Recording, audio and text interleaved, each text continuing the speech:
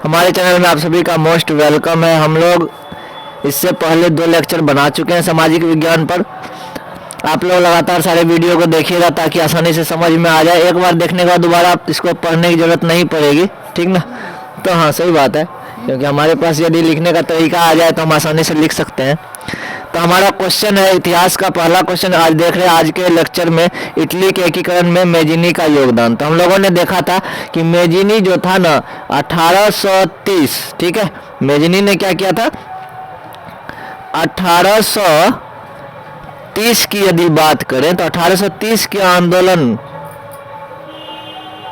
यानी कि 1830 में कहाँ हुआ था, फ्रांस में क्रांति हुआ था, ठीक है। मेजिनी वहाँ का देखा देखी में कहाँ पर आंदोलन कर रहा था, इटली में, ठीक है ना। और मेजिनी ने ही यंग इटली और यंग यूरोप का स्थापना किया था, है ना। पहले यंग इटली का, फिर यंग यूरोप का, ठीक। इन्होंने प्रयास किया, लेकिन वो कौन था, ऑस्ट्रिया का मेटरनिक जो था, ऑस्ट्रिया का चांसलर मेटरनिक, उनके डर से, यानी कि उन्होंने अपना दबाव बनाया, लास्ट में इसको इटली छोड़ करके भागना पड़ गया। यही कहानी था इसके बारे में, तो लिख देंगे। 1929 का आर्थिक संकट बता दिए थे, चूंकि सर 1914 से 1918 तक विश्व युद्ध हुआ था। विश्व युद्ध होने के बाद सारे देश का स्थिति क्या हो गया था, खराब हो गया था, है ना। सारा पैसा खर्च कहाँ किया था, युद्ध में, जिसके कारण देश का आर्थिक स्थिति चरमरा गया था, ठीक है। 3 कारण पूछ रहा है। तो पहला कारण हो गया कि देश का आर्थिक स्थिति खराब हुआ। दूसरा, किसानों का हालत खराब हो गया। क्यों किसान का हालत खराब हुआ, क्योंकि देश का जब आर्थिक स्थिति डाउन हो गया, यानी कमजोर हो गया, तो उस कंडीशन में किसान के पास फसल तो उतना ही था, फसल उपजाने में कोई कमी नहीं थी, लेकिन कोई खरीदार नहीं था, तो कम दाम में बिक रहा था, है ना। और तीसरा कारण क्या था, लोग भूखे मर रहे थे, ऐसा ही कुछ था कहानी, है ना। यानी गरीबी बढ़ रहा था, गरीबी था, और गरीबी था तो लोग खरीदार नहीं थे, खरीदार नहीं थे तो किसान का फसल नहीं बिक रहा था, तो ऐसा ही कुछ था। और इसके बाद हम लोगों ने देखा था स्वतंत्र भारत में प्रेस की भूमिका पर प्रकाश डालें। तो सिंपल सा बात है, स्वतंत्र भारत में प्रेस की भूमिका। तो मुद्रण के बारे में तो जानते हैं कि मुद्रण का काल कब से शुरू हुआ, चाइना में, ठीक है। चीन में हुआ पहली बार मुद्रण का स्टार्ट, यानी प्रिंटिंग का काम चीन से शुरू हुआ, फिर यूरोप गया, फिर जाकर के भारत में भी इसका धीरे धीरे प्रचार प्रसार होना शुरू हो गया। और इसके मदद से जितने भी लेखक थे, जितने भी क्रांतिकारी लोग थे, वो लेखन के माध्यम से अपने विचारों को लोगों तक पहुंचाने का प्रयास किया, ठीक है। समाज में ही चीज तो होता है, आजकल भी न्यूज़पेपर पढ़ो, कुछ संपादकीय होता है, कुछ कुछ जानकारी होता है जो कि हमारे लिए बहुत ही उपयोगी होता है। तो उसमें बहुत सारे ऐसे क्या कहते हैं, ज्ञानी व्यक्ति होते हैं, जानकार लोग होते हैं, जो अपनी बातों को हम तक पहुंचाते हैं। किसके माध्यम से, न्यूज के माध्यम से, समाचार पत्र के माध्यम से, पत्रिकाओं के माध्यम से। तो कुल मिलाकर के ये पूछ रहा है कि स्वतंत्र भारत में प्रेस की क्या भूमिका है, उस पर प्रकाश डालें, है ना। आज एक बच्चा, हम लोग जैसे गांव में रहते हैं, मान के चलो, न्यूज़पेपर पढ़ते हैं, न्यूज़पेपर से हमको जो है दिल्ली का समाचार पता चल जाता है, दूसरे राज्य का समाचार पता चल जाता है। तो ये किसके माध्यम से, तो प्रेस के ही माध्यम से, ठीक है। तो प्रेस के बारे में लिख देंगे। अभी वर्तमान समय में क्या क्या फायदा होता है, स्वतंत्र भारत की बात कर रहा है तो आज़ादी के बाद की बात। तो अब हम लोग अभी आज़ादी के बाद की बात है, स्वतंत्र भारत में ही, तो प्रेस की क्या क्या उपयोगिता है इस पर चर्चा कर देना, ठीक है। प्रेस से हमें 2-3 चीज़ें, न्यूज़पेपर हो गया और पत्र पत्रिकाएँ हो गई। पत्र पत्रिकाएं में पता होगा, बालहंस जैसा किताब आता है बच्चों के लिए, एकदम क्या कहते हैं उसको, एकदम प्रेरणादायक कहानियां सुनाता है उसमें, और बहुत सारी घटनाओं पर चर्चा करता है ताकि लोग उससे सीखते हैं। तो ये सब बातें स्वतंत्र भारत में प्रेस की भूमिका। उसके बाद रूसी क्रांति ने पूरे विश्व को प्रभावित किया, किन्हीं 2 कारणों द्वारा स्पष्ट करें। रूसी क्रांति के प्रभाव, तो सबसे पहले जानकारी ये होना चाहिए कि रूस में जो क्रांति हुआ वह कब हुआ, 1917 ईस्वी में, ठीक है ना। रूस में क्रांति कब हुआ था, 1917 ईस्वी में, ठीक। यहाँ तक कोई दिक्कत नहीं है। लेकिन इसके बाद प्रभाव क्या क्या हुआ, क्या क्या चीज में बदलाव आया, ध्यान दो मेरी बातों पर, ठीक है ना।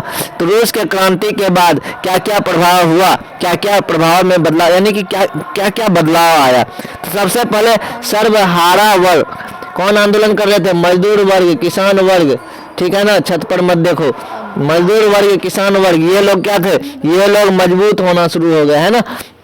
सर्वहारा वर्ग आंदोलन को प्रोत्साहित करना शुरू कर दिए, ठीक है। सर्वहारा वर्ग किसे कहते हैं सर, जैसे किसान मजदूर हो गया, वह जो है बड़े से बड़े लोगों को जो है अन्न पहुंचाने का काम करता है, तो सर्वहारा वर्ग तो हम किसान मजदूर को ही बोलेंगे। क्योंकि उनसे ही पूरे दुनिया में क्या होता है, सब आदमी अपना काम कोई भी आगे कर सकता है ना। बिना मजदूर और किसान का हम आगे नहीं बढ़ सकते, भूखे मरना पड़ जाएगा। एक चीज तो ये हो गया। दूसरा क्या हो गया, पूरा विश्व दो खेमों में बट गया, एक पूंजीवाद, एक साम्यवाद। एक साम्यवाद, साम्यवाद किसको बोलते थे, जो समाज के लिए काम करे। पूंजीवाद कौन, तो जो प्राइवेट था, निजीकरण पे ज्यादा जोर देता था, जैसे अमेरिका पूंजीवाद है ना, रूस साम्यवाद है ना, वहां पर जनता पर विशेष ध्यान दिया जाता था। जैसे रूस में देख लो, सारी चीजें सरकारी है, लेकिन प्राइवेट कहाँ है, अमेरिका में। तो पूंजीवाद एक तरफ हो गया और साम्यवाद विश्व एक तरफ हो गया, यही चीज हो गया।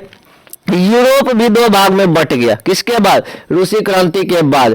पूर्वी यूरोप, पश्चिमी यूरोप। इतना ही नहीं, इसके बाद रूसी द्वितीय विश्व युद्ध के पश्चात, द्वितीय विश्व युद्ध के बारे में तो पता होगा, 1939 से 1945, ठीक है ना। क्या हुआ, सोवियत संघ के बीच शीत युद्ध की शुरुआत हुई। किसके किसके बीच, सोवियत संघ, रूस जिसको यूएसएसआर कहा जाता था, ठीक है ना, और दूसरा कौन, अमेरिका। एक गुट में अमेरिका, एक गुट में सोवियत संघ, रूस, दोनों के बीच कौन सा युद्ध शुरू हुआ, शीत युद्ध शुरू हुआ। शीत युद्ध क्या होता है, ऐसा युद्ध जिसमें बिना किसी हथियार का एक लड़ाई हो, है ना, मनमुटाव हो, एक दूसरे से आगे बढ़ने का होड़ हो, इस तरह की चीजें। एक दूसरे को कहीं भी कोई चीज जगह हथियाना, जैसे तुम मेरा मदद कर रहे हो तो मैं किसी और का कर रहा हूं, यानी कि दो अलग अलग टीम है, वो अपने अपने प्रभाव को जमाना चाहता है और उसके लिए प्रयास भी करता है, ठीक है। दोनों खेमों में हथियार बढ़ाने का होड़ लग गया था। रूसी क्रांति के पश्चात आयोजन के रूप में नवीन आर्थिक मॉडल आया, ठीक है। जैसे ही रूसी क्रांति खत्म हुआ तो कौन सा आर्थिक मॉडल आया था, नवीन आर्थिक मॉडल, जिसको कि हम लोग लेनिन आर्थिक मॉडल भी कहा गया था। 1921 की बात यदि किया जाए तो उसके बाद क्या हुआ, एशिया और अफ्रीका के उपनिवेश मुक्ति को भी प्रोत्साहन मिला और उसका देखा देखी भारत पर भी प्रभाव पड़ा। सुभाष चंद्र बोस रूसी साहित्य को पढ़ के, वहां के आंदोलनों को देख करके भारत में भी आंदोलन में क्या हुआ, एक तीव्रता आई, गति पकड़ा, है ना। तो कहानी कुल मिलाकर के यही था कि सर रूसी क्रांति के प्रमुख प्रभाव को लिखे, है ना। रूस के क्रांति ने पूरे विश्व को प्रभावित किया, किन्हीं दो उदाहरणों के साथ स्पष्ट करें तो हेडिंग देंगे हम लोग, रूस के क्रांति का प्रभाव नंबर 1। क्या हुआ रूस के क्रांति के बाद, जो सर्वहारा वर्ग थे, जो मजदूर वर्ग थे, जो किसान वर्ग थे, उन लोगों ने आंदोलन में सक्रिय रूप से भाग लेना शुरू कर दिया, नंबर 1 बात। दूसरा बात क्या हुआ सर, पूंजीवादी और साम्यवादी लोग, है ना, यानी कि जो निजीकरण और एक तो सरकारी, वो उस इन चीजों में बट गया पूरा विश्व। एक पूंजीवाद एक तरफ, निजी साम्यवादी एक तरफ, ठीक है। दूसरा शीत युद्ध छिड़ गया, किसके किसके बीच, रूस, सोवियत संघ रूस और पूरा विश्व एक तरफ। सोवियत संघ रूस अकेले और उसके टीम में भी बहुत सारे देश थे, लेकिन एक तरफ कौन था, अमेरिका, ठीक है। अमेरिका पूंजीवादी था, रूस कैसा था, साम्यवादी था। और इतना ही नहीं, दोनों देश में जब कंपटीशन बढ़ा तो दोनों हथियार को बनाने के होड़ में लग गया, है ना। जब देखा अमेरिका जो है 1945 में 9 और 6 अगस्त को परमाणु बम गिराया हिरोशिमा और नागासाकी पर, तो रूस को भी लगा भैया मेरे पास भी परमाणु बम क्यों नहीं हो सकता है, हम भी तो इतने बड़े देश है, तो हथियारों का होड़ बढ़ने लगा। तो यही सब कहानी था इसमें। आगे बढ़े तो नया आर्थिक मॉडल आया। क्यों आया नया आर्थिक मॉडल, जैसे कि कहा जाता है शीत युद्ध जैसे ही छिड़ा, उसके बाद 1945 के बाद क्या हुआ, अमेरिका में टेक्नोलॉजी का निर्माण होना शुरू हो गया। जैसे कि हम लोग जो भी कंप्यूटर यूज करते हैं, ठीक है, मोबाइल यूज करते हैं, कंप्यूटर खास करके वो कहां से, अमेरिकन टेक्नोलॉजी है। तो उस समय रूस जो है उसके कंपटीशन में सोचा क्या कि हम यदि टेक्नोलॉजी बनाना शुरू करते हैं तो दोनों में तो सेम ही चीज हो जाएगा। तो इन्होंने क्या किया, ये जो जितना परिवहन वाला सामान है, ट्रक है, मोटरसाइकिल है या फिर बड़ी बड़ी गाड़ियां सब है, उन सब चीजों का निर्माण करना रूस शुरू कर दिया। नहीं कि दोनों होड़ में लगा हुआ था, कौन किससे आगे हो जाए ना। यदि रूस किसी देश की मदद करता था, छोटा देश का, तो वह और दूसरा आदमी ऑफर लेकर के जाता था। कहने का मतलब एक कोई आदमी है, उसको हम ऑफर दिया, चलो तुमको हम 100 रुपया मदद करते हैं, तो तुम जाओगे, तुम उसको बोलोगे नहीं हम 200 रुपया करेंगे, तुम टेंशन मत लो।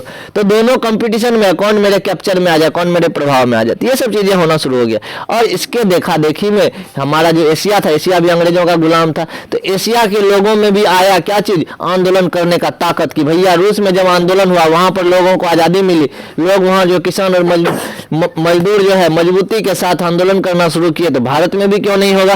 तो यहाँ वहां से हमें प्रोत्साहन मिला। तो ये चीजें आगे बढ़ते हैं। ठीक है।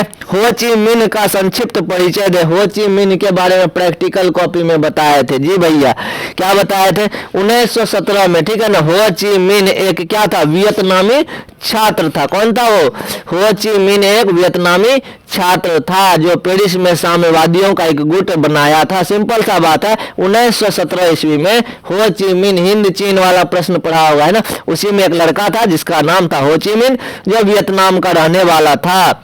और क्या क्या था, हो ची मिन्ह शिक्षा प्राप्त करने मॉस्को गया था। कहाँ गया था, मॉस्को। ये मॉस्को कहाँ पर है, रूस की राजधानी क्या है, मॉस्को है। साम्यवाद से प्रेरित हुआ, प्रभावित हुआ। क्यों, क्योंकि रूस में तो साम्यवाद सिस्टम था। अमेरिका में क्या था, अमेरिका में निजीकरण पूंजीवादी लोग थे, लेकिन रूस में साम्यवादी लोग थे। तो वहां पर जब वह शिक्षा प्राप्त करने गया तो वह किससे प्रेरित हो गया, वह साम्यवादियों से प्रेरित हो गया। और उससे प्रेरित होकर के उन्होंने एक पार्टी बनाई, एक दल बनाया है ना, जिसका नाम क्या था, वियतनामी क्रांति दल। कब बनाया था, 1925 ईस्वी में। और 1930 ईस्वी में वियतनामी के बिखरे राष्ट्रवादी गुटों को एकजुट होकर के, तो सिंपल सा बात है कि 1925 ईस्वी में कौन, हो ची मिन्ह ने एक वियतनामी दल बनाया, वियतनामी क्रांतिकारी दल। लेकिन लास्ट में क्या हो गया, 1930 में यानी 5 साल के बाद सब लोगों को एकजुट करते हुए आंदोलन करने के लिए एक नया पार्टी बनाया। क्या नाम था उसका, वियतनाम कांग सोंग डेंग। पढ़े थे एक दिन, और ठीक है ना, कौन सा है, वियतनाम कांग सोंग डेंग, जिसको हम लोग वियतनामी कम्युनिस्ट पार्टी की स्थापना की थी। कहानी यहाँ खत्म हो जाता है। फिर 1954 में जेनेवा समझौता होता है। किसके किसके बीच में, रूस और अमेरिका के बीच में, बताए थे ना। जेनेवा समझौता किसके बीच में, रूस और अमेरिका के बीच में होता है। और इसमें क्या होता है, वियतनाम को 2 भागों में बांट दिया जाता है, उत्तरी वियतनाम और दक्षिणी वियतनाम। कहानी यहीं पर है। प्रश्न पूछ रहा था हो ची मिन्ह का संक्षिप्त विवरण दीजिए। तो हो ची मिन्ह लिखेंगे हेडिंग, उसके बाद नंबर 1 पॉइंट में देंगे यह एक वियतनामी छात्र था। यह पढ़ाई करने के लिए रूस की राजधानी मॉस्को गया हुआ था। वहां पर जाने के बाद चूंकि रूस में साम्यवादियों का शासन था, तो साम्यवादी से प्रेरित हो गया था और उन्होंने एक वियतनामी क्रांतिकारी दल का निर्माण किया। ठीक है, 1925 ईस्वी में। और 5 साल के बाद यानी 1930 ईस्वी में वियतनाम में छोटे छोटे आंदोलन करने वाले क्रांतिकारियों को एकजुट करने के लिए एक नया पार्टी का निर्माण किया, जिसका नाम था वियतनाम कांग सोंग डेंग, यानी कि वियतनामी कम्युनिस्ट पार्टी। दोनों एक ही नाम है, याद रखेंगे। कहानी यही खत्म हो जाती है। उसके बाद अगला पॉइंट लिखेंगे 1954 में हुआ था जेनेवा समझौता, अमेरिका और रूस के बीच में, ठीक है ना, जो कि क्या किया था, वियतनाम को 2 भागों में बांट दिया, दक्षिणी वियतनाम और उत्तरी वियतनाम। कहानी यहीं तक थी, इसके बारे में लिख सकते हो। अमेरिका हिंद चीन में दाखिल कैसे हुआ, कैसे घुस गया हिंद चीन में। हिंद चीन किसको बोलते हैं पता है हम लोगों को, वियतनाम, लाओस और कंबोडिया, इन्हीं चीज को तो हिंद चीन बोलते हैं, ठीक है ना। तो हम लोग जानते हैं कि हिंद चीन में कौन आकर के बस गया था, फ्रांसीसी लोग।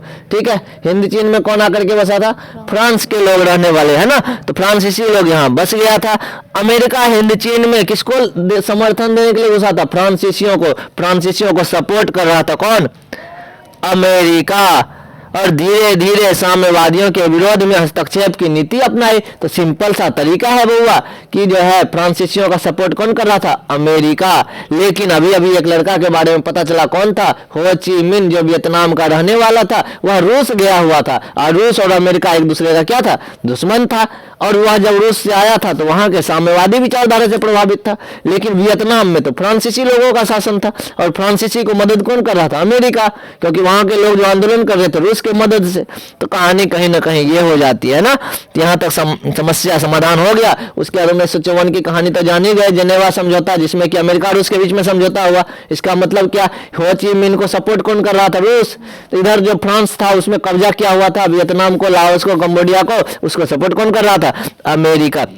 और फिर बाद में बंटवारा भी हो जाता है। उसके बाद 2 तरह की सरकारें बनी, कहां कहां, उत्तरी वियतनाम किसको दिया गया था, रूस को। दक्षिणी वियतनाम किसको दिया गया, अमेरिका को, है ना। कहने का मतलब रूस को दिया गया। रूस किस प्रकार के शासन चलाती थी, साम्यवादी शासन। और अमेरिका किस प्रकार का शासन चलाता था, पूंजीवादी शासक थे वहां के लोग, है ना। तो रूस के लोगों ने किसको चुना था शासन के लिए, तो यहाँ पर तो ये चीज क्लियर नहीं है, लेकिन अमेरिका समर्थित जो था दक्षिणी वियतनाम, उसमें पूंजीवादी सरकार बनी थी, और वो किसके नेतृत्व में? बाओ दाई के नेतृत्व में। किसके नेतृत्व में?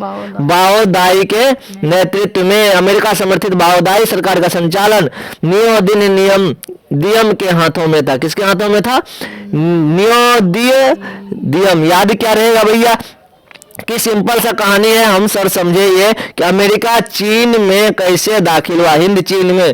तो सिंपल सा है कि सर हिंद चीन में फ्रांस का शासन था, ठीक है ना, और वियतनाम के लोग जाते थे पढ़ने कहाँ पर? मॉस्को, यानी कि रूस में। रूस था दुश्मन अमेरिका का, ठीक है, अब फ्रांस और अमेरिका दोस्त था। तो कहने का मतलब हुआ क्या कि रूस में जब लड़का पढ़ने गया तो देखा कि वहां पर तो आंदोलन हो रहा है, तो हम भी अपने देश में क्यों न करें। तो पढ़ के आया था, तो साम्यवादी दल से प्रभावित होकर आया था, तो वो आंदोलन कर रहा था। इस कंडीशन में वह फ्रांस के खिलाफ आंदोलन जब कर रहा था, तो अमेरिका किसको सपोर्ट कर रहा था? फ्रांस को। और रूस किसको सपोर्ट कर रहा था? हो ची मिन को। और इस कंडीशन में जाकर के 1954 में जेनेवा समझौता हुआ अमेरिका और रूस के बीच में, और वियतनाम को दो भागों में बांटा। उत्तरी वियतनाम रूस के हाथों में चला गया जिधर हो ची मिन था, दक्षिणी वियतनाम बाओ दाई के हाथ में चला गया जो अमेरिका के नियंत्रण में था। तो यही कहानी रहता है और कुछ नहीं है। आगे बढ़ते हम लोग।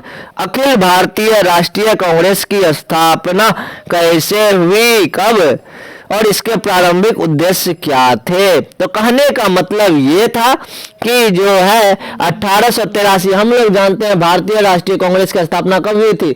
1885 ईस्वी में हुई थी, ये हम सभी जानते हैं। लेकिन बात कहां से शुरू होती है ये हम लोग क्लियर करते हैं। 2 साल पहले, 1885 से 2 साल पहले, चलो 1883 ईस्वी में दिसंबर का महीना था, ठीक है, इंडियन एसोसिएशन के सचिव थे आनंद मोहन बोस, कोलकाता में नेशनल कॉन्फ्रेंस नामक एक अखिल भारतीय संगठन का सम्मेलन बुलाया। किसका सम्मेलन बुलाया? अखिल भारत नेशनल कॉन्फ्रेंस नामक एक अखिल भारतीय सम्मेलन, ठीक है। इसका टारगेट ये था कि भैया जितने भी आंदोलन करने वाले लोग थे हमारे देश में सबको एकजुट किया जाए, ठीक है। लेकिन दूसरी तरफ क्या हो गया, एक रिटायर्ड अधिकारी थे। रिटायर्ड का मतलब क्या होता है? जिसका 60 साल पूरा जाता है, 62 साल, तो उसको नौकरी से रिटायर हो जाता है। उसी तरह से एक अंग्रेज था जिसका नाम क्या था? ए.ओ. ह्यूम था, जो भारत में व्याप्त असंतोष को देखते हुए एक सुरक्षा कवच के रूप में कांग्रेस की स्थापना में अपना सहयोग दिया और 28 दिसंबर 1885 को भारतीय राष्ट्रीय कांग्रेस की स्थापना हुई, ठीक है। तो चाल कहां से चली जाती है? तो देखा गया कि भारत के लोग बहुत गुस्से में है, चूंकि 1857 में पहला स्वतंत्रता संग्राम हुआ था, ठीक है ना।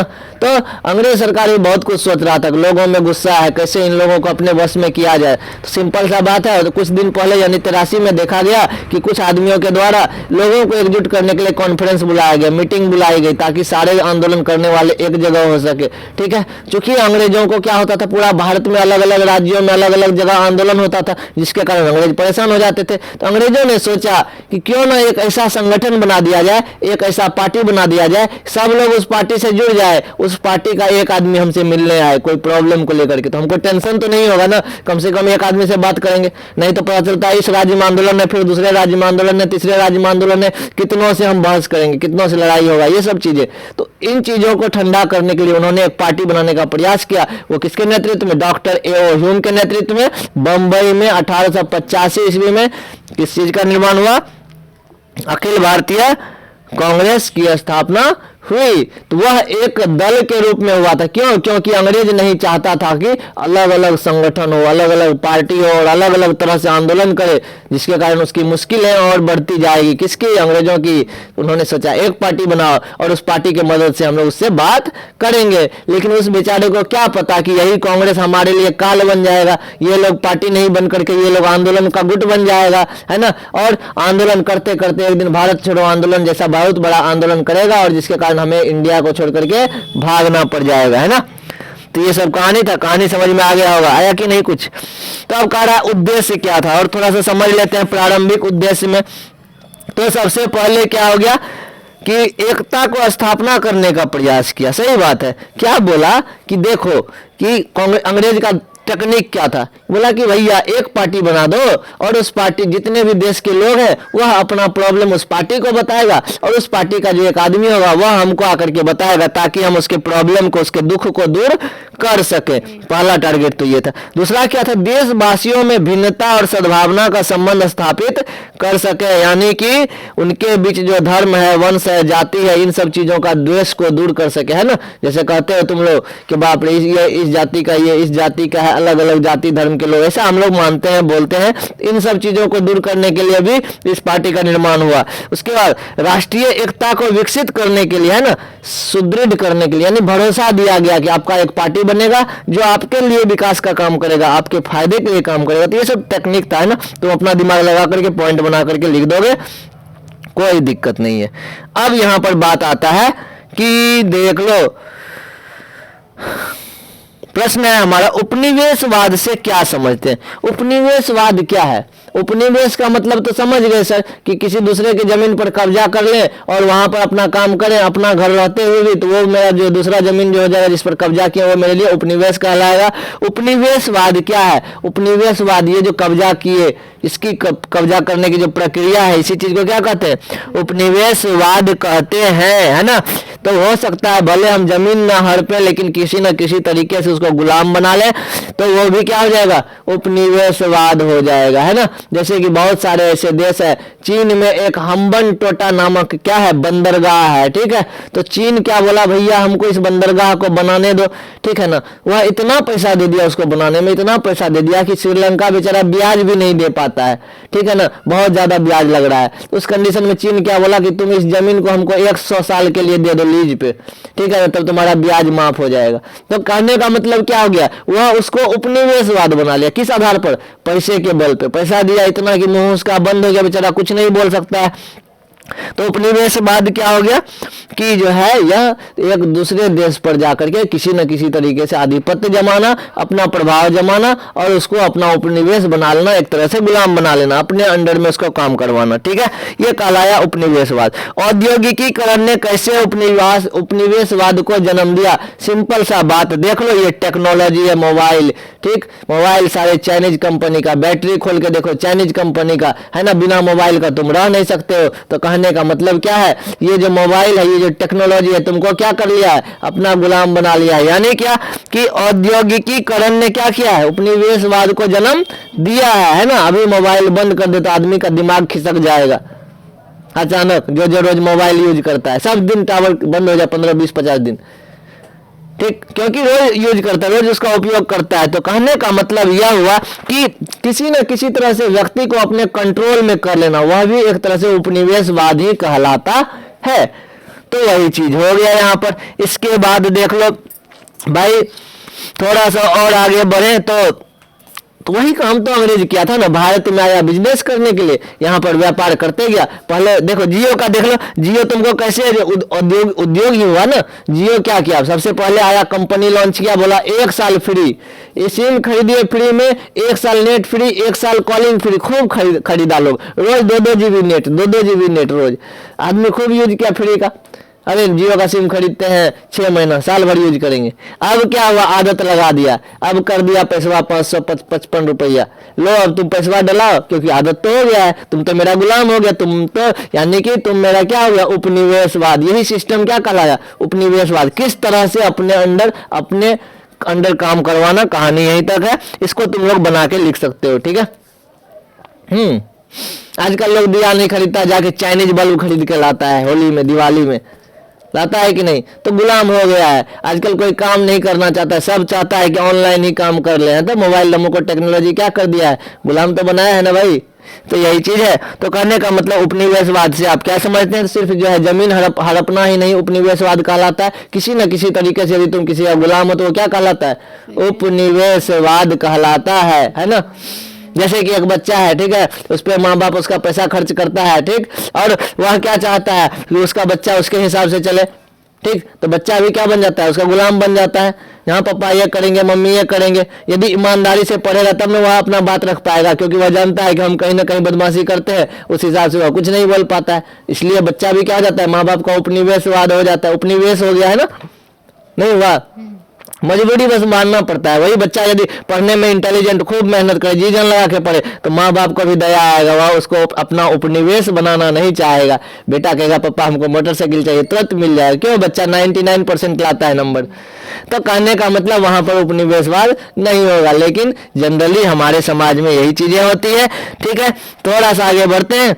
अब देख लो क्या होता है, जैसे कि अभी देख लो, एक सिंपल सा उदाहरण देते हैं। एक शिक्षक है, जॉब करता है ना, एक पहले शिक्षा मित्र था, फ्री में नौकरी मिल गया, मान के चलो वह नौकरी करते जा रहा है ना, अचानक सरकार क्या करे, उसको नौकरी से निकाल दे, तो क्या हो जाएगा, उसका जीना मुश्किल हो जाएगा।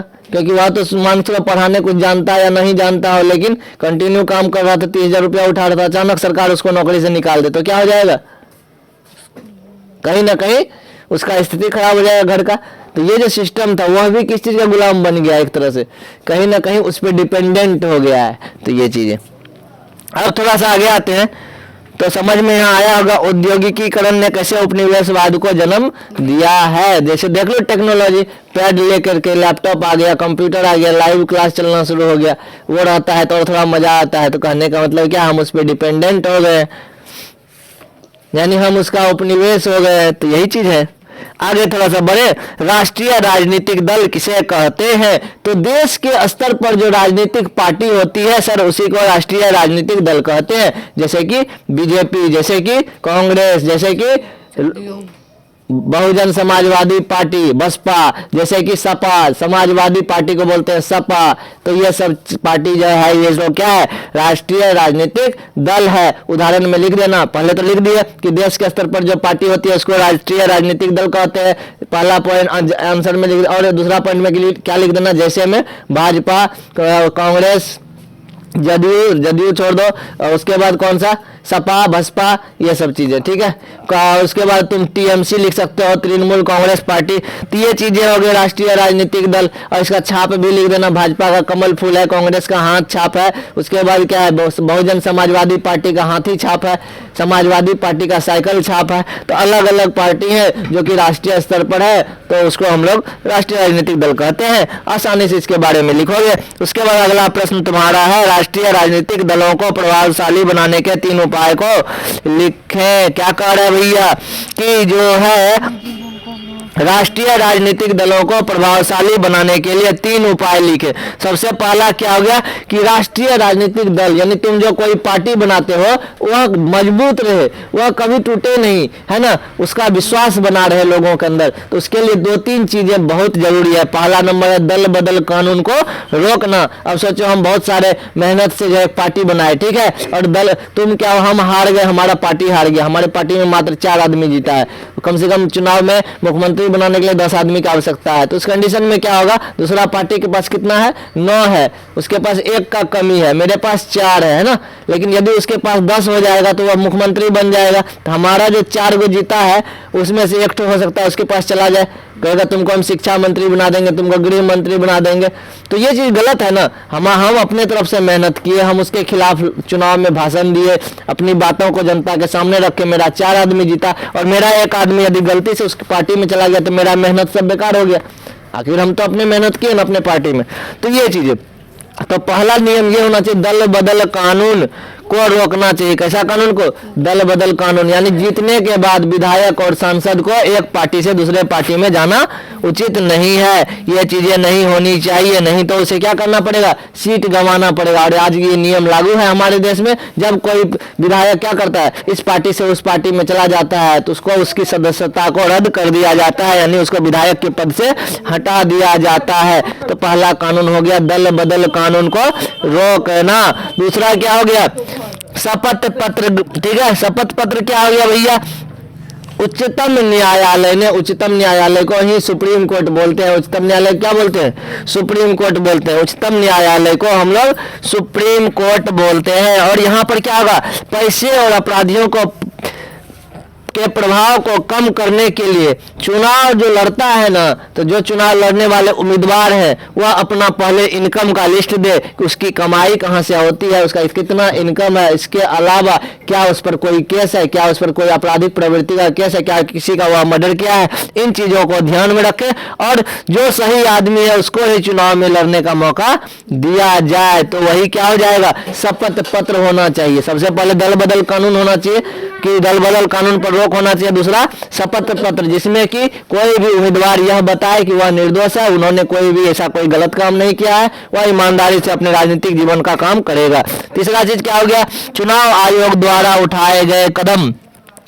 कहने का मतलब यह हुआ कि जो है एक सभी दल के लोग जो भी चुनाव लड़ेंगे उसको क्या भरना होगा, उसको आयकर रिटर्न भी भरना होगा, उनको सारा आयकर रिटर्न दिखाना होगा कि हमने कितना टैक्स भरा है, यानी हम जो कमाते हैं उसके बदले हम लोग कितना टैक्स चुकाते हैं। तो कुल मिलाकर देखिए कि राजनीतिक पार्टी को प्रभावशाली बनाने के लिए, उसको मजबूत बनाने के लिए हमें 3 काम करने होंगे। एक तो दल बदल कानून को रोकना होगा, ठीक है, लोग एक पार्टी से दूसरे पार्टी में छोड़ करके ना जाए, ऐसा कानून बनना चाहिए। दूसरा, उसका शपथ पत्र होना चाहिए कि उसमें वह ये बताए कि मेरे पास कितने पैसे हैं, उसके पास कोई केस नहीं है, उसके पास कोई एफआईआर नहीं किया हुआ है, समझ गए ना, उसके खिलाफ। तीसरा क्या होना चाहिए, चुनाव आयोग के द्वारा उठाए गए कदम, यानी कि आयकर रिटर्न भरा हुआ होना चाहिए, उसका पिछला आयकर रिटर्न 1 साल 2 साल 3 साल का, उन्होंने कितना इनकम टैक्स दिया है।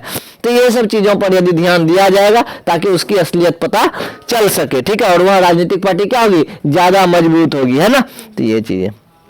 अब आया राष्ट्र की प्रगति में महिलाओं का क्या योगदान है। तो राष्ट्र की प्रगति में महिलाओं का क्या योगदान है, सिंपल सा कानून है भैया कि महिलाओं का राष्ट्र की प्रगति में बहुत ज्यादा ही योगदान है। जैसा कि हम जानते हैं कि हमारे देश में एक पहली महिला राष्ट्रपति कौन थी, श्रीमती प्रतिभा देवी सिंह पाटिल, ठीक है। और महिला की बात करें तो उदाहरण देखो देते रहना, ठीक है ना, सीधी सी बात लेना। राष्ट्र की प्रगति में महिलाओं का प्रमुख योगदान, नंबर 1 कल्पना चावला, ठीक है ना, कौन थी, नासा में वैज्ञानिक थी। वह जब गई थी अंतरिक्ष में और वहां पर 6 महीने लगभग रही थी, कुछ दिन रही थी, वापस आ रही थी तो उसका एक्सीडेंट हो गया, कल्पना चावला। इसके बाद एक और महिला थी, ठीक है, जिसका नाम हमें याद नहीं है, 2 महिला थी, यहाँ हो गई किरण बेदी, देख लो, प्रथम आईपीएस ऑफिसर बनी थी किरण बेदी, वह भी एक खतरनाक महिला थी, ठीक ही नहीं। और उसके बाद इतना ही नहीं, राष्ट्र के प्रगति में महिलाओं के योगदान की यदि बात करें तो बहुत सारी ऐसी वैज्ञानिक, अरुंधति रॉय आईसीआईसीआई बैंक की कौन थी, प्रमुख थी, अध्यक्ष थी या फिर सीईओ थी, जो भी बोलना है बोल दो।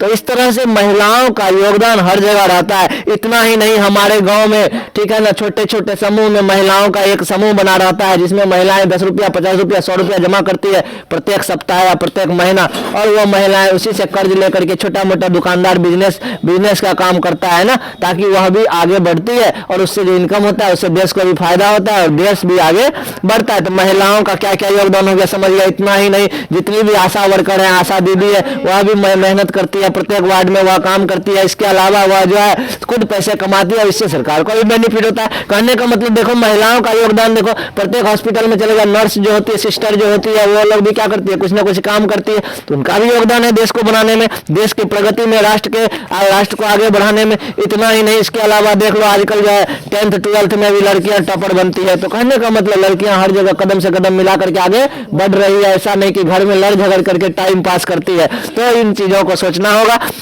तो महिलाओं के राष्ट्र के प्रगति में महिलाओं का क्या क्या योगदान है, तुम लोग बहुत ही समझदार हो। देखो आजकल आए दिन आईएएस और आईपीएस में भी महिलाओं का बहुत बड़ा योगदान है। टीना डबी का नाम सुना हुआ, ईरा सिंघल का नाम सुना हुआ, ये सब आईएएस ऑफिसर थी। तो कहीं ना कहीं देखे क्या कि महिलाएं कहीं भी किसी से पीछे नहीं रह रही है। लड़कियां भी आजकल बहुत तेजी से कदम से कदम मिला करके आगे बढ़ रही है। कहानी यही खत्म होता है।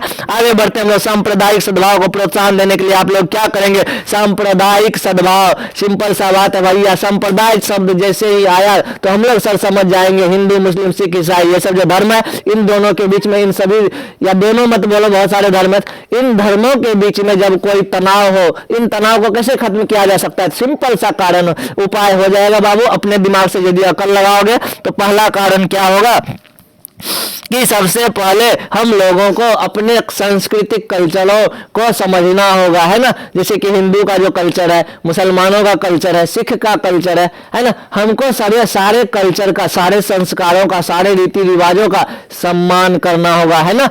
हम तुम्हारे, यानी कि हम यदि हिंदू हैं, तुम मुस्लिम हो, तो उस कंडीशन में क्या हो जाएगा, तुम्हारे यहाँ जो रीति रिवाज है, तुम्हारे यहाँ जो परंपरा है, हमें उसका सम्मान करना चाहिए, है ना। और तुमको भी हमारे धर्म में जो रीति रिवाज होते हैं, हमारे धर्म में जो परंपराएं हैं, उनका भी सम्मान करना चाहिए, है ना। क्योंकि हम भारत में रहने वाले लोग हैं और भारत के लोग तो बोले वाले होते हैं, हम लोगों को अपने संस्कारों के साथ जीना चाहिए, इसलिए हम लोगों को एक दूसरे का सम्मान करना चाहिए। इतना ही नहीं, हम उनको अपने यहाँ बुला सकते हैं, हम उसके यहाँ जा सकते हैं। तो इस तरह से जाएंगे तो क्या होगा, एक दूसरे के कल्चर के बारे में जानेंगे, उनकी अच्छाई के बारे में जानेंगे, तो कहीं ना कहीं इससे क्या होगा, सांप्रदायिक सद्भाव बढ़ेगा और ये समाज क्या होगा, और ही ज्यादा सुंदर होगा। और तुम्हारे मन में यदि कोई उपाय आता है तो उस उपाय पर भी चर्चा कर सकते हो, है ना। क्योंकि ऐसा कहा जाता है ना हमारे संविधान में, हिंदू मुस्लिम सिख ईसाई हम सब है भाई भाई। तो कहने का मतलब है एकजुट होकर के, मुट्ठी में क्या होता है, देख लो 5 उंगली है ना, 5 उंगली का साइज अलग अलग होता है, लेकिन जब मुट्ठी को एक साथ बंद करते तो ये ज्यादा मजबूत हो जाता है। इसी तरह सोचो, हिंदू मुस्लिम सिख ईसाई जब साथ होंगे तो वह कितना मजबूत हो जाएगा। तो इसीलिए तो कहा जाता है विश्व में भारत एक सबसे अजूबा देश है, क्योंकि यहाँ पर अनेक धर्मों के लोग रहते हैं, वो भी एक साथ एकजुट होकर के। तो इस तरह से तुम लोग बहुत सारे उदाहरण देख सकते हो, है ना। जैसे देख लो, मुसलमानों में ईद होता है, ईद का त्योहार होता है, यदि उसके दोस्त महिम में कोई रहता है कौन सा हिंदू धर्म के लोग, तो उनको इनवाइट करता है। हमारे यहाँ छठ पर्व होता है या होली दिवाली होता है, तो उसमें भी हम मुसलमान में यदि कोई दोस्त है तो उन लोगों को इनवाइट करते हैं, तो वो लोग भी आते हैं, उसका मान आदर करते हैं, हम भी जाते हैं, हमारा मान आदर होता है। तो यही चीज है, यही तो सांप्रदायिक सद्भाव है ना। और तुम्हारे पास जो भी उपाय हो वो चीज कर सकते हो, है ना। मुसलमान लोग भी IAS बनते हैं, तुमको पता होगा, टीना डबी जिससे शादी की थी, अख्तर नाम था लड़का का, कश्मीर का था। तो कहने का मतलब यही हुआ, सांप्रदायिक सद्भाव को प्रोत्साहन करने के लिए तुम लोग अपने दिमाग से देखो कौन कौन से पॉइंट होंगे, इससे पहले मैंने बता दिया। अगला प्रश्न है, लोकतंत्र किस तरह से उत्तरदायी और वैध सरकार का गठन करता है। लोकतंत्र का मतलब क्या होता है, सबसे पहले हेडिंग दो, लोकतंत्र से आप क्या समझते हैं। सर, लोगों के द्वारा चुनी गई सरकार को ही क्या कहते हैं, लोकतंत्र कहा जाता है, ठीक है ना। लोकतंत्र के लिए किस तरह की उत्तरदायी और वैध सरकार का गठन करता है। नंबर 1 तो हो गया लोगों के द्वारा चुनी गई सरकार। नंबर 2 क्या हो गया भैया, लोगों के मनपसंद प्रतिनिधि को चुनने का अधिकार, है ना। जैसे देखो, ये लड़की बहुत ईमानदार है, ये अच्छे से काम करेगी, 1 रुपया का चोरी नहीं करेगी, तो मेरा मर्जी है हम इसको वोट दे या नहीं दे। कहने का मतलब लोगों के पास ये हक हो जाता है कि इसको हम वोट दे या नहीं दे, या फिर चुनने का अधिकार होता है। इतना ही नहीं, हम इसीलिए चुनते हैं ताकि हमारे अंदर जो इच्छाएं हैं, हमारी जो आवश्यकता है, उसको यह पूर्ति कर सकता है। ये भी चीजें सही है। उसके बाद इतना ही नहीं, 2 चीजें देख लिए, लोकतंत्र कैसे उत्तरदायी होगा, मतलब सही तरीके से काम करेगा, वैध सरकार का गठन करेगा, सही आदमी को पहले चुनेंगे, वह सही आदमी वहां जाता है, अपनी बातों को किस प्रकार से रख पाता है या नहीं रख पाता है। हो सकता है मुंह में टेप साट करके जाएगा, पता चलेगा वहां गूंगा की तरह बैठा हुआ है तो ईमानदार है, तो काम करने वाला, लेकिन वहां मुंह से आवाज नहीं निकलता है। कहां पर, विधानसभा में, लोकसभा में। तो ऐसे कंडीशन में आगे देखा जाता है। फिर इसके अलावा सरकार में कितनी ताकत है किसी भी फैसले को तुरंत लेने की। जैसे कि देख लो, मोदी सरकार आई, 370 धारा लगभग 70 सालों से अटका पड़ा हुआ था जब से भारत को आजादी मिली थी। लेकिन मोदी सरकार के आने के बाद, चूंकि वह मजबूत सरकार थी, चूंकि वह उत्तरदायी सरकार थी, तो उसको लगा नहीं, इसको हटाना चाहिए ताकि वहां के लोगों का भी विकास हो पाएगा। तो बहुत सारी प्रॉब्लम थी। तो ये जो है ना, कहने का मतलब ये हुआ कि लोकतंत्र यहाँ उत्तरदायी और वैध सरकार का गठन करता है, किस प्रकार से। क्लियर। और देखो, जो भी काम होता है ना, वहां पर एकदम सटीक वे में, एक अच्छे तरीके से एक क्या कहते हैं उसको, प्रोग्राम तैयार करके नियोजन के हिसाब से यदि सरकार काम करे तो वह क्या हो जाएगा, एक अच्छा सरकार का गठन होगा, एक वैध सरकार का गठन होगा। हाँ, लेकिन उसके पास क्या होना चाहिए, बहुमत तो होना ही चाहिए। तो कुल मिलाकर के हम लोग देख लिए लोकतंत्र किस तरह से उत्तरदायी और वैध सरकार का गठन करता है। समझ में आया। लिख सकते हो इसमें क्या क्या लिखेंगे भाई। तो नंबर 1 क्या लिखेंगे कि लोकतंत्र के लिए सबसे पहले अच्छे आदमी को चुनकर भेजना होगा। नंबर 2, जिस आदमी को हम चुनकर भेजते हैं वह व्यक्ति अपनी बातों को, अपने समाज में जो प्रॉब्लम है, कमियां हैं, समस्याएं हैं, उसको वहां रख पाए। उसके बाद जो हमारे मंत्री होते हैं, मुख्यमंत्री होते हैं, या फिर हमारे जो प्रतिनिधि है, वह किसी भी काम को किस तरह से करते हैं ना। यदि हमको अभी भूख लगा है तो 2 मिनट में खाना बन जाएगा, खा लेंगे, या फिर अच्छा 10 मिनट में बाद बनाएंगे या खाएंगे। यानी कि डिसीजन मेकर कैसा है, डिसीजन लेने वाला कैसा है। ठीक है, जैसे मैं उदाहरण में दे देना, 370 धारा को कैसे हटा दिया मोदी सरकार ने। 1 साल पहले प्लानिंग किया, 1 साल के बाद एक्शन लिया, तुरंत काम हो गया। तो ये सब चीजें है ना। अब है नगर निगम के प्रमुख कार्यों का वर्णन करें। तो इससे पहले हम लोग देखे थे पंचायत का काम, ठीक है ना।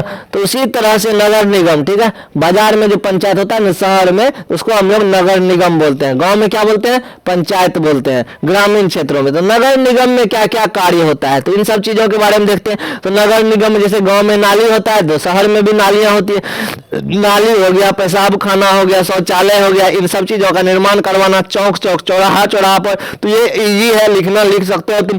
कूड़ा कचरा ज्यादा होता है गांव घर में, तो फेंकने वाला जगह बहुत सारा है। बाजार में क्या होता है? रोड पे ही जमा कर देता है, सड़क पे ही आती है महिलाएं सुबह में उठ करके, या खिड़की खोलती है, बाहर फेंक देती है। उस कंडीशन में क्या होता है? कचरा जमा करने के लिए स्पेशल एक आदमी होता है। तो यानी नगर निगम में कूड़ा करकट और गंदगी की सफाई करना भी बहुत जरूरी होता है। इतना ही नहीं, पानी पीने वाला भी उसकी व्यवस्था करवाता है। तो गांव में भी तो हो रहा है नल जल वाला जो काम चल रहा है, तो हम शहर में भी उदाहरण दे देंगे कि इसका काम होना वहां जरूरी होता है।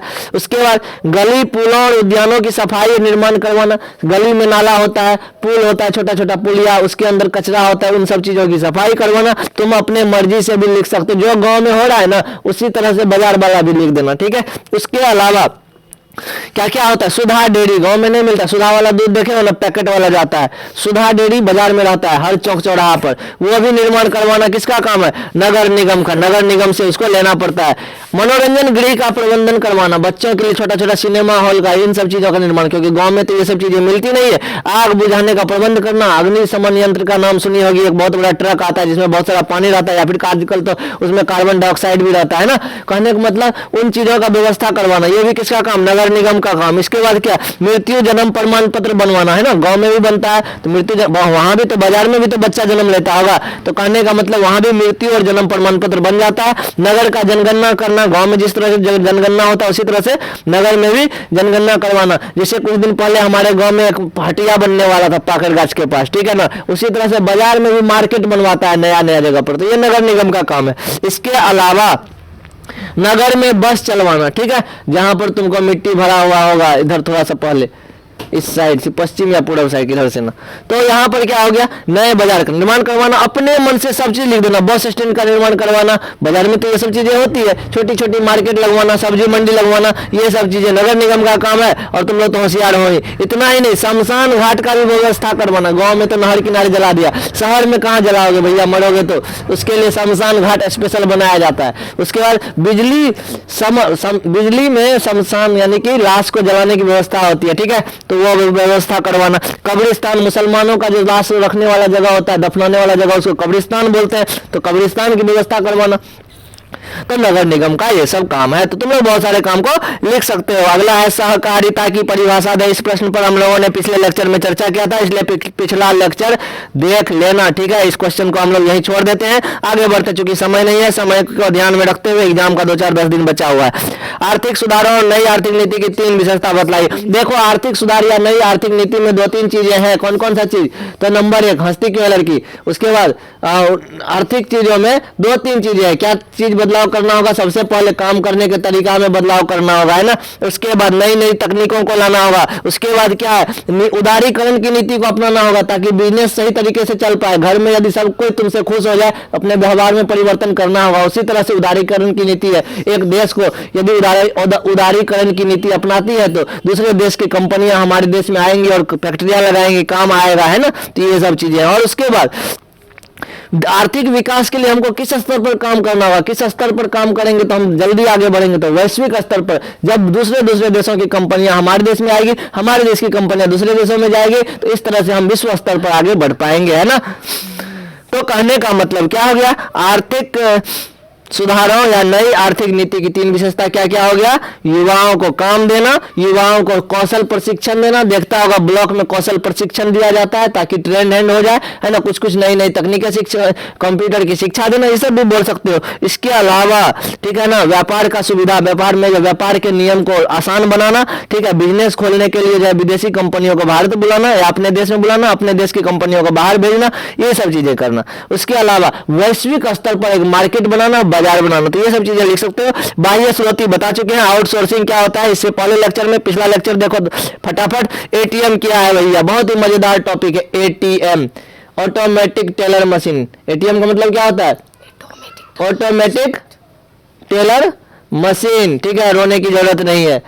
उसके बाद ये क्या काम करता है भाई, तो एक कार्ड होता है, किस चीज का, प्लास्टिक का कार्ड होता है, उसमें एक काली पट्टी होती है जो मैग्नेटिक टेप बोलते हैं, उसको क्या बोलते हैं, मैग्नेटिक टेप बोलते हैं, देखा हुआ एटीएम कार्ड में, ठीक है। और उसके मैग्नेटिक टैप के पिछले साइड ऊपर में क्या रहता है, साइन करने वाला रहता है, अपना नाम लिख दो, उसके पिछले साइड में तुम्हारा नाम होगा, उसके बाद एटीएम कार्ड नंबर होगा। तो ये सब चीजें होती है सर। इसका काम क्या होता है, एक मशीन होती है, कंप्यूटर होता है, उसमें इस एटीएम कार्ड को डालते हैं, उसके बाद अपना पिन नंबर डालते हैं, उससे पैसा निकाल लेते हैं, है ना।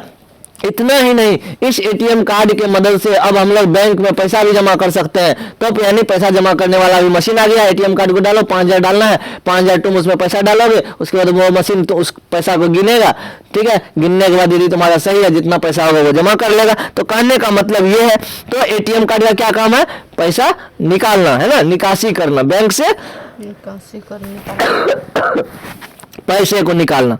यहां तक समझ में आ गया। आगे बढ़े हम लोग। तो किस किस बैंक का, बैंक किन किन बैंक में एटीएम कार्ड मिलता है, Punjab national bank, state bank of India, Baroda bank, जो बैंक का नाम याद होगा, पोस्ट ऑफिस बैंक है उसमें भी एटीएम कार्ड मिलता है, केनरा बैंक उसमें भी मिलता है। तो बहुत सारे बैंक है, जितना मर्जी उतना नाम लिख दो, ठीक है। तो एटीएम कार्ड समझ में आ गया। आर्थिक नियोजन किसे कहते हैं, तो भैया देख लो, हम लोग क्या करते हैं, जैसे सरकार क्या करती है, साल भर में अगले साल यानी कि आज जनवरी है, जनवरी से दिसंबर तक में हमको कितना खर्च करना है, इसके लिए एक प्लानिंग करते हैं, एक नियोजन तरीका अपनाते हैं, एक प्रोग्राम तैयार करते हैं। तो वही चीज क्या कहलाता है, आर्थिक नियोजन कहलाता है ना। किसी भी क्षेत्र में विकास करने के लिए हम क्या करते हैं, पहले ही फिक्स कर लेते हैं हमको कितना रुपया खर्च करना है ना। तो यही चीज क्या कहलाता है।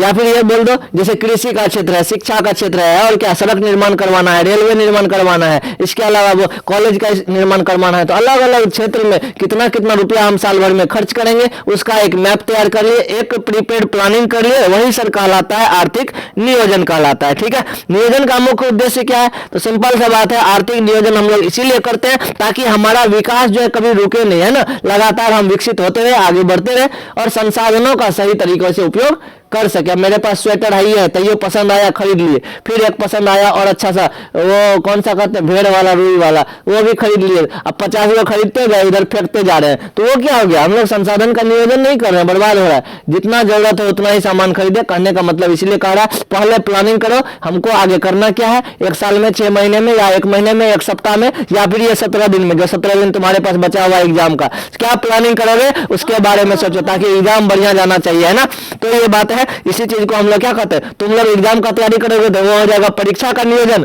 और यदि लोग विकास करने के लिए अपने पैसे का नियोजन करेगा कि डॉक्टर के लिए कितना रखे, या फिर बिजनेस करने के लिए कितना करे, काम पढ़ाई में कितना खर्च करना है, इन सब चीजों का नियोजन करेंगे, तो वो क्या कहलाएगा, आर्थिक नियोजन कहलाएगा। नियोजन के मुख्य उद्देश्य यही सब है। तो उससे क्या होगा, विकास का दर बढ़ेगा, कृषि आगे बढ़ेगा, उद्योग आधुनिकीकरण होगा, मशीनों का प्रयोग अधिक से अधिक होगा, हम लोग आत्मनिर्भर बनेंगे, हम लोग अधिक से अधिक विकसित करेंगे, हमारा सोच डेवलप करेगा, है ना। तो ये सब चीजें हैं किन चीजों में, आर्थिक नियोजन के प्रमुख उद्देश्य। अब है व्यावसायिक बैंकों के प्रमुख कार्यों की चर्चा करें। व्यावसायिक बैंक किसे कहते हैं, सर व्यवसाय का मतलब तो बिजनेस होता है, बिजनेस का मतलब तो उद्योग होता है। तो व्यावसायिक बैंक के प्रमुख कार्य कौन कौन से हैं, जमा राशि को स्वीकार करना। व्यावसायिक बैंक क्या होता है, जमा राशि को क्या करता है, स्वीकार करता है। जब हम पैसा जमा करने जाते हैं तो वो क्या करता है, उसको ले लेता है, यही काम हो गया। जब बैंक में जमा कर देते हैं पैसा तो उसके बदले वो हमको ब्याज देता है, यानी साल भर में 3%, 2%, 1% या फिर 4%, ठीक है। लॉकडाउन में, कोरोना के टाइम में मात्र 2% कर दिया था। तो ये सब चीजें हैं व्यावसायिक बैंक में।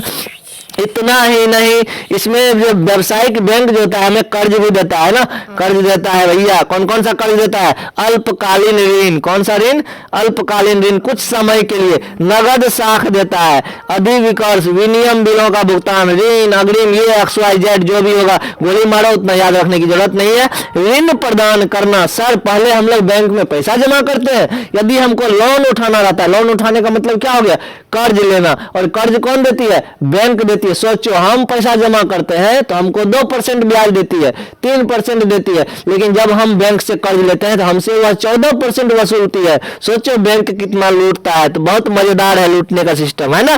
तो बैंक हमसे 14% ब्याज लेती है किसी भी काम को लेकर के। यदि तुम लोन पर कोई मोबाइल ले लो, लोन पर कोई मोटरसाइकिल ले लो, तो वो 24% तक ब्याज लेती है। तो ये सब चीजें हैं, यहाँ पर लोगों का शोषण हो जाता है ना। तो अगला है हमको सामान्य उपयोगिता संबंधित कार्य। इसके अलावा दो चीजें देखे सर, तब से सर बैंक, व्यावसायिक बैंक में तो स्टेट बैंक भी आ गया, पंजाब नेशनल बैंक भी, जितने बैंक है सारे व्यावसायिक बैंक है। कैसे? क्योंकि सारे बैंक क्या करते हैं, पैसा जमा करते हैं, सारे बैंक लोन भी देते हैं, और सारे बैंकों का एटीएम कार्ड है, क्रेडिट कार्ड है, लॉकर है, उसमें तुम सोना भी जमा कर सकते हो। इतना ही नहीं, चेक देता है। चेक बुक समझते हो, एक कागज होता है ना, जिसमें लिख दो 5 रुपया हमको निकालना है तो निकल जाएगा उस चेक बुक के मदद से। तो अब हम लोग देखते हैं, एटीएम कार्ड तो पता हो गया, पैसा निकालने वाला हो गया। क्रेडिट कार्ड क्या होता है भाई? क्रेडिट कार्ड ये होता है, यदि हमारे बैंक में, हमारे खाता में 1 भी रुपया जमा नहीं है तो हम बैंक से पैसा निकालेंगे। कितना? जितना क्रेडिट कार्ड का लिमिट है। यदि क्रेडिट कार्ड का लिमिट 1 लाख रुपया है, तुम 1 लाख रुपया निकाल सकते हो जब तुम्हारे खाता में 1 रुपया नहीं हो तो, ठीक। लेकिन 56 दिन के अंदर तुमको वह पैसा लौटा देना है। यदि लौटा दिए तो तुमको 1 रुपया ब्याज नहीं लगेगा। यदि 56 दिन के बाद 1 दिन भी ज्यादा हुआ तो वो तुमको 24% के दर से या 40% के दर से भी ब्याज लेगा, ठीक है, उतना ब्याज ले लेगा। तो कहने का मतलब क्या होगा, क्रेडिट कार्ड में फायदा भी है तो घाटा भी है। 56 दिन में लौटा दिए तो हम फ्री में काम कर लिए, यदि नहीं लौटा पाए 57वां दिन हो गया 40% ब्याज ले लेगा, सोच लो। तो ये सब फायदा है। तो कुल मिलाकर के सर हम लोगों ने देखा, व्यवसायिक बैंक में 3 काम होता है सर। पैसा को जमा करते हैं, ग्राहकों द्वारा जमा किया जाता है, उस पर थोड़ी बहुत ब्याज मिलती है 3 से 4%। ऋण जब लेते हैं हम लोग, यानी बैंक हमें ऋण भी देती है, यानी कि कर्ज भी देती है ना। कितने दर पे? 12 से 14% या 24% तक। और उसके अलावा वो हमें सुविधा भी देती है, किस चीज का? इंटरनेट बैंकिंग का, उसके अलावा म्यूचुअल फंड, उसके अलावा कौन कौन सी चीजें, उसके अलावा एटीएम, क्रेडिट कार्ड और चेकबुक की भी सुविधाएं देती है। तो ये सब चीजें हो गई बैंकों से संबंधित। आराम से लिख देना, इतना लिखना कि पेट भर जाए। आगे बढ़ते हैं।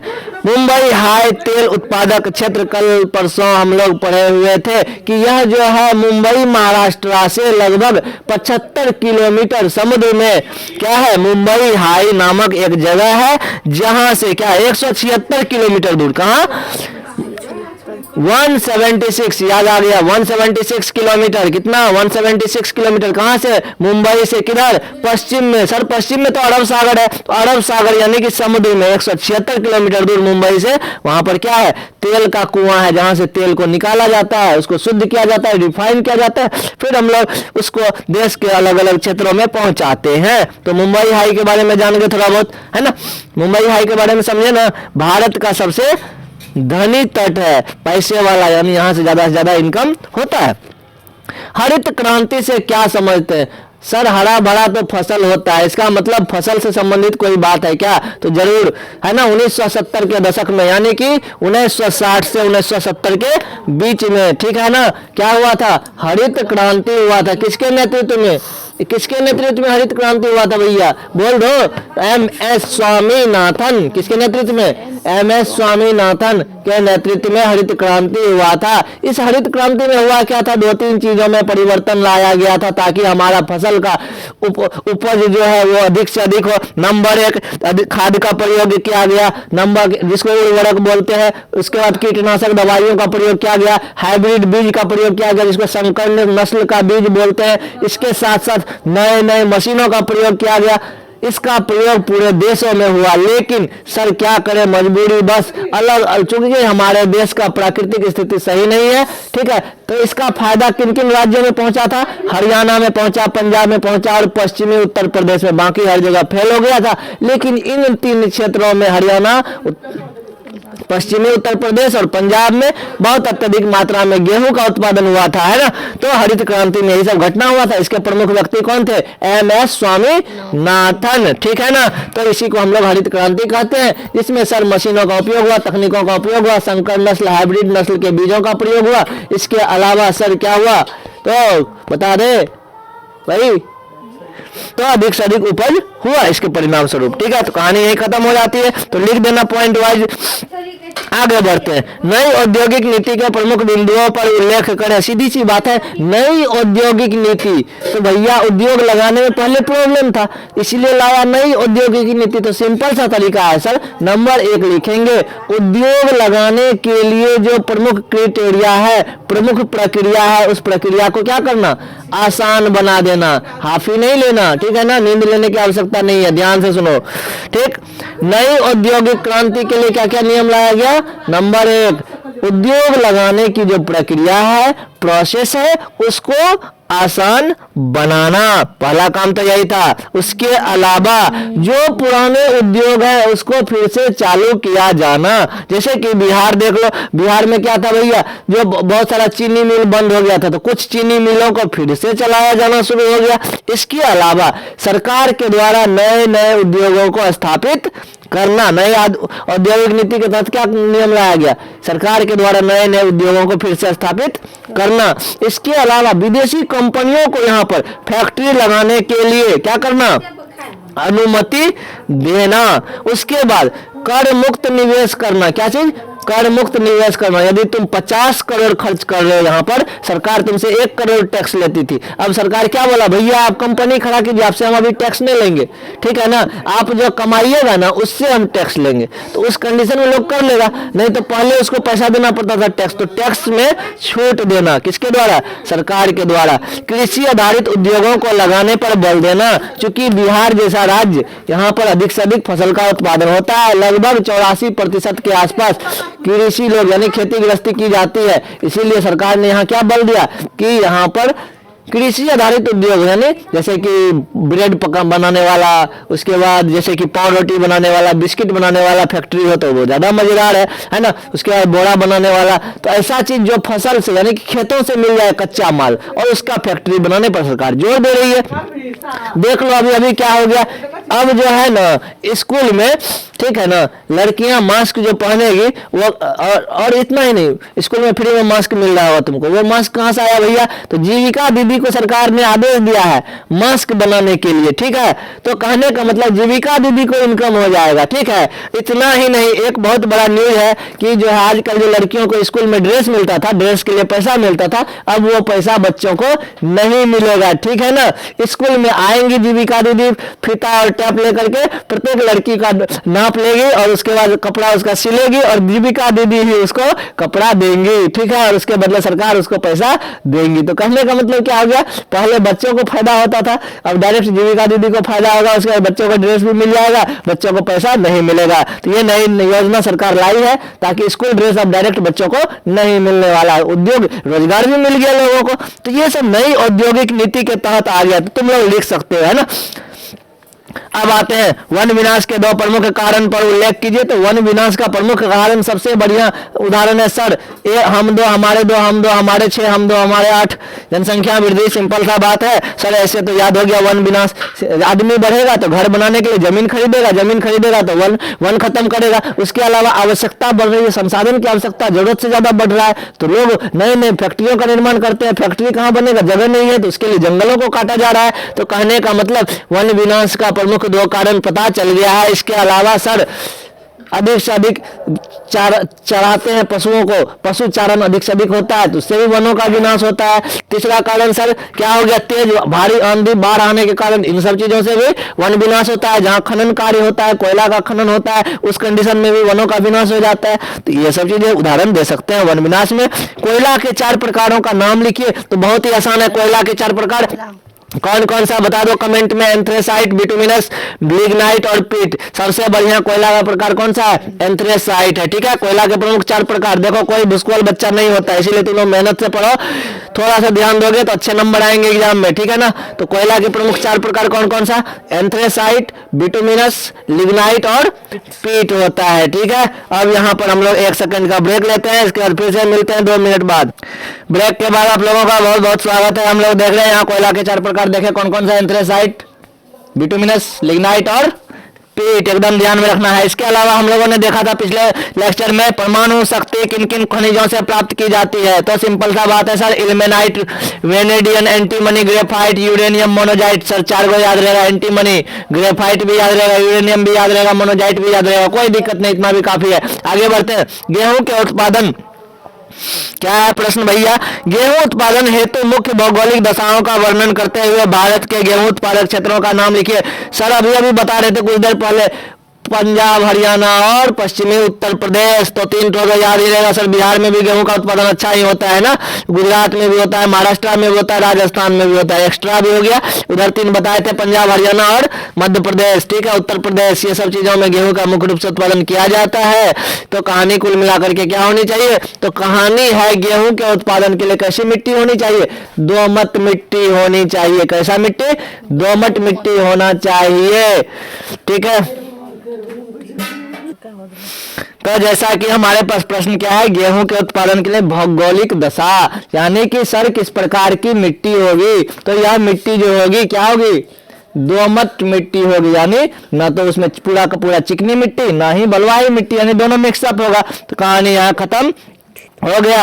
ये मिट्टी खास करके काली मृदा में भी अच्छी फसल देती है। कहने का मतलब दोमट मिट्टी या फिर काली मिट्टी, लेकिन काली मिट्टी में सबसे अच्छा क्या होता है? कपास होता है, पढ़े हुए हैं। और काली मिट्टी को हम लोग रेगुड़ मृदा भी कहते हैं। गेहूं के लिए दोमट मिट्टी सबसे अच्छी होती है। और इसके अलावा सर इसमें कम पानी की आवश्यकता पड़ती है, सिंचाई की कम आवश्यकता पड़ती है। सर इसको गेहूं को तो हम लोग रबी फसल भी बोलते हैं। देखो 3 पॉइंट मेरे पास हो गया, तो ये तीनों पॉइंट लिख देंगे। कहानी यहाँ आगे बढ़ाते हैं। अब कहता है भारत के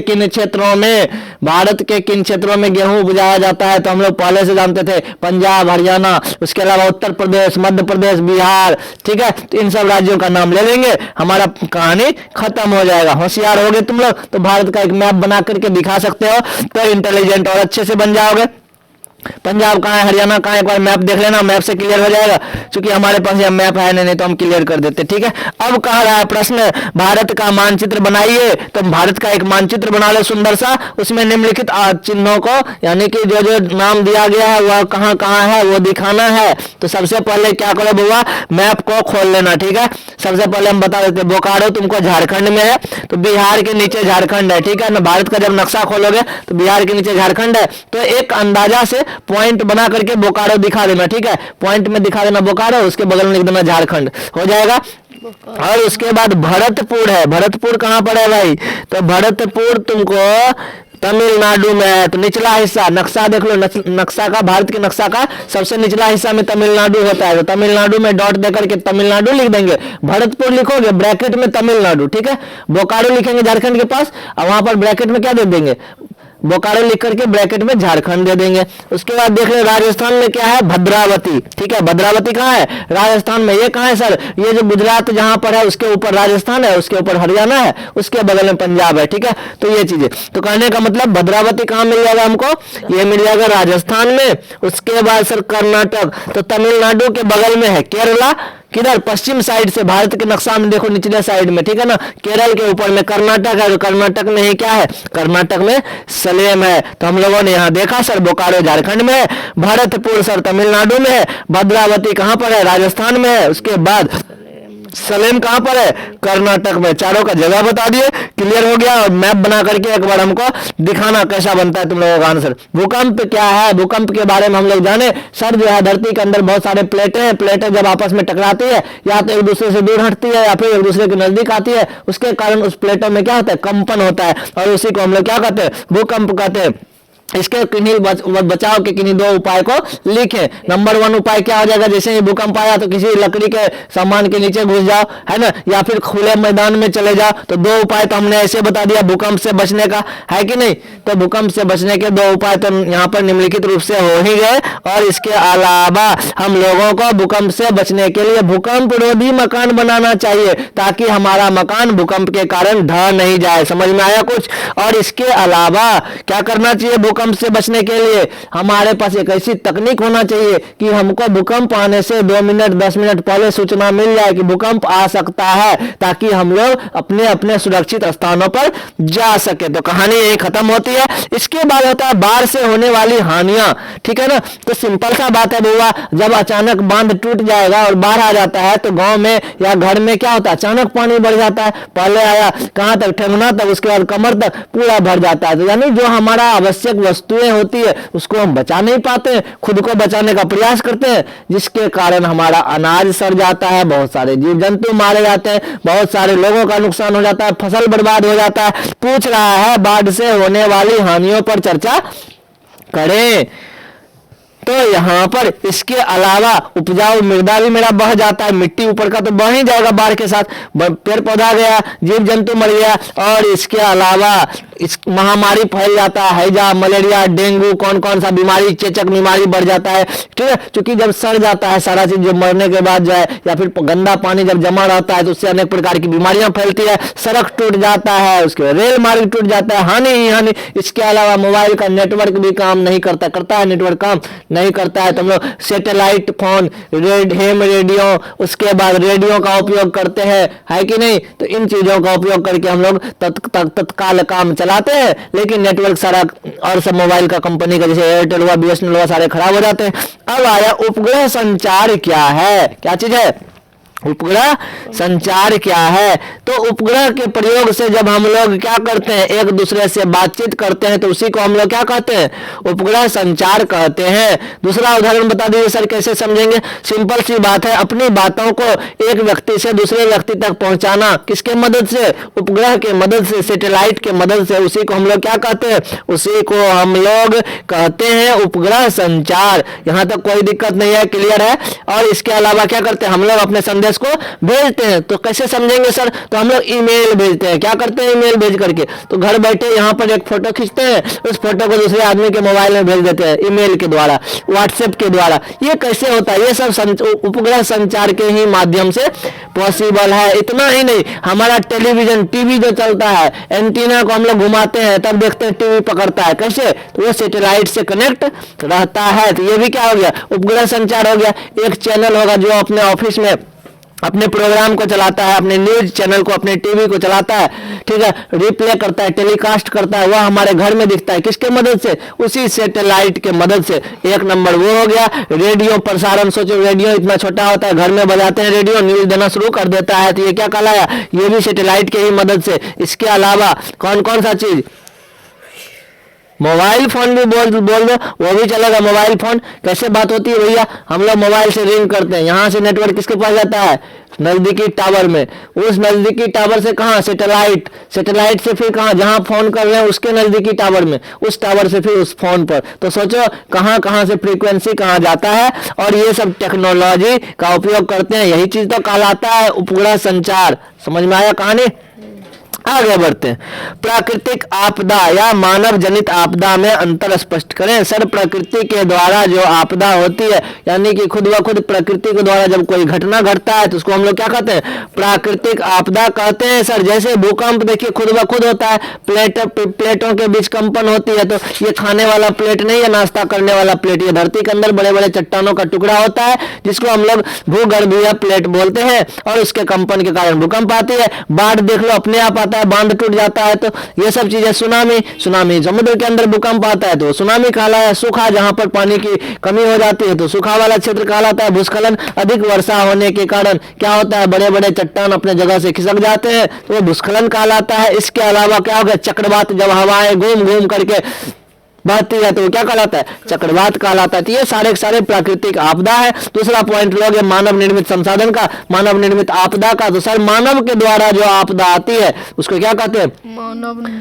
मानव निर्मित आपदा, ठीक है। जैसे कि देख लो क्या हुआ, कोरोना वायरस कहां से आया भैया, तो किसी लैब में एक्सपेरिमेंट कर रहा था, वहां से एक आदमी के पास फैला, वहां से 10 आदमी के पास, 10 से 20, 20 से 100, पूरे दुनिया में 190 करोड़ 180 करोड़ लोगों तक फैल गया कोरोना वायरस। तो ये जो आपदा था कैसा था, मानव निर्मित आपदा था। चीन का लोग बकरी खाता है, बिल्ली खाता है, कुत्ता खाता है, ठीक है ना, सुअर खाता है, मतलब कि सब चीज खाता है, जो तुम लोग नहीं देखा होगा, सोचा होगा, सब चीज खा जाता है, ठीक है।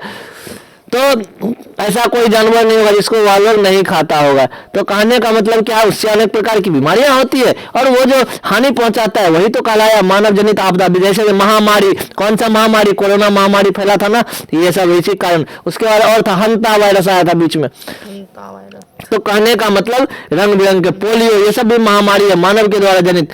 युद्ध हो गया, कहीं विश्व युद्ध हो छिड़ जाए तो अभी क्या हो गया, एक तरह का मानव जनित आपदा जिसमें बहुत सारे लोग मारे जाते हैं। सड़क दुर्घटना हो गया, मोटरसाइकिल से अभी अभी आ रहा था आदमी, एक्सीडेंट हो गया मुन्ना चौक पे, ठीक है ना, तो मोटरसाइकिल दूसरे तरफ, आदमी तीसरे तरफ, उसका आधार कार्ड पॉकेट से निकल के तीसरे तरफ, चौथे तरफ। तो कहने का मतलब क्या हो गया, यह भी एक आपदा है, मानव जनित आपदा है। आतंकवाद, कोई आदमी बंदूक लेकर के घुस जाता है अपना मनमानी करने के लिए, ठीक है, तो वो आतंकवाद कहलाता है। आप आतंकवाद से क्या समझते हैं, एक ऐसा आदमी जो अपने नीति को चलाने के लिए, अपने सोच को जबरदस्ती लागू करवाने के लिए, ठीक है ना, हथियार के बल पर यदि किसी चीज को मनवाना चाहता है तो वो क्या कहलाता है, आतंकवाद कहलाता है। जिसको न तो देश से प्रेम होता है, जिसको न तो लोगों से प्रेम होता है, किसी से कोई मोहब्बत नहीं होता, सिर्फ और सिर्फ अपनी बातों को मनवाने के लिए वह क्या करता है, लोगों का नुकसान पहुंचाता है, लोगों की हत्या करता है, वो सारे के सारे आतंकवादी कहलाते हैं। इसके अलावा सांप्रदायिक दंगा भी मानव जनित आपदा है। दो धर्मों के बीच जब लड़वा देते हैं तो वो क्या कहलाता है, सांप्रदायिक दंगा कहलाता है,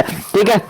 तो ये सारे के सारे क्या कहलाए, मानव जनित, मानव निर्मित आपदा। और बहुत सारे ऐसे उदाहरण है, जैसे कि देख लो, कोई आदमी जो है पुल बनाता है, पुल टूट जाता है, ठीक है, राजनेता क्या करता है, करोड़ों रुपया का पुल का फंड लेता है, पुल में ना तो सीमेंट अच्छा डालता है ना ही बालू, उस कंडीशन में पुल जल्दी टूट जाता है। हो सकता है पुल पर 100 आदमी चल रहा और 100 आदमी पुल में डूब के मर गया, तो उस कंडीशन में वो क्या हो गया, मानव जनित आपदा हो गया। ऐसे ऐसे बहुत सारे उदाहरण तुम लोग दे सकते हो, ठीक है। और अब देखते हैं अगला, हम लोग अगले टॉपिक में चलते हैं। तो ठीक है, मिलते हैं हम लोग नेक्स्ट लेक्चर में। यहाँ के बाद आप लोग इस वीडियो के एक बार देखिएगा, एक बार से दोबारा देखने की आवश्यकता नहीं है, ठीक है ना। और इतना ही काफी है एग्जाम के लिए। इसके अलावा हम लोगों का कुछ और क्वेश्चन बचा हुआ है, इसको नेक्स्ट लेक्चर में कंप्लीट कर लेंगे। अपने एग्जाम का तैयारी जम कर कीजिए, इतना दंगल मचा देना है ना एग्जाम में कि अगला बेस और मजबूत हो जाए और मजा आएगा, ठीक है। धन्यवाद।